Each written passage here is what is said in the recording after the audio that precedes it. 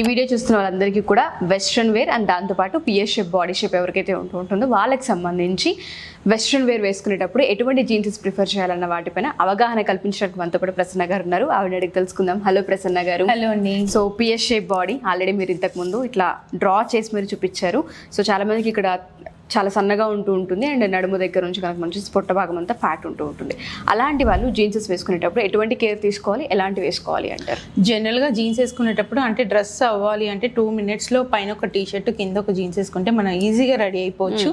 మన లేడీస్ ఎస్పెషల్గా ఆఫీస్ వేర్కి కానీ కాలేజ్కి కానీ ఇట్లాంటి వాటికి చాలా కంఫర్ట్గా ఉంటుంది.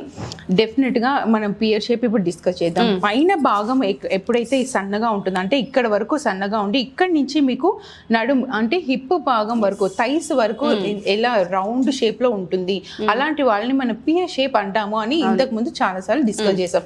ఇలాంటి వాళ్ళు వెస్ట్రన్ వేర్ వేసుకునేటప్పుడు ఎలాంటి జాగ్రత్తలు తీసుకోవాలి?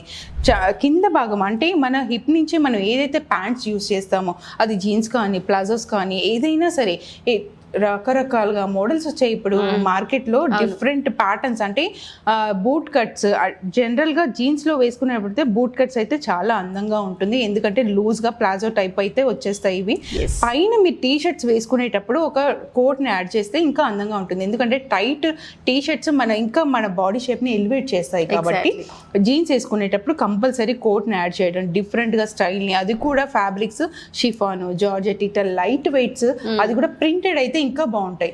పైన ప్లెయిన్ కాకుండా ప్రింటెడ్ అయితే చాలా అందంగా కనిపిస్తుంది.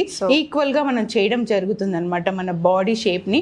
దాంతో పాటు మీరు ఏదైనా సరే అంటే లాంగ్ ఎంబ్రాయిడరీ ఉన్నవి ఇట్లా ఎక్కువ పైన భాగాన్ని కవర్ చేస్తూ మనకి ఎంబ్రాయిడరీ తోటి మగ్గం వర్క్ తోటి ఇలా వర్క్ డిఫరెంట్ ఉండేవి పైన భాగం మనం బాగా ఎలివేట్ చేస్తే ప్రింటెడ్ కానీ ఇలా చాలా అందంగా ఉంటుంది అనమాట. సో ఎవరైతే పిఎస్ షేప్ బాడీ షేప్ ఉంటుందో మేడం చెప్పింది అయితే ఇదే యాక్చువల్గా.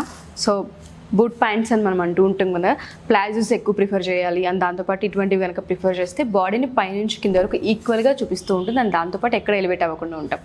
Thank you so much.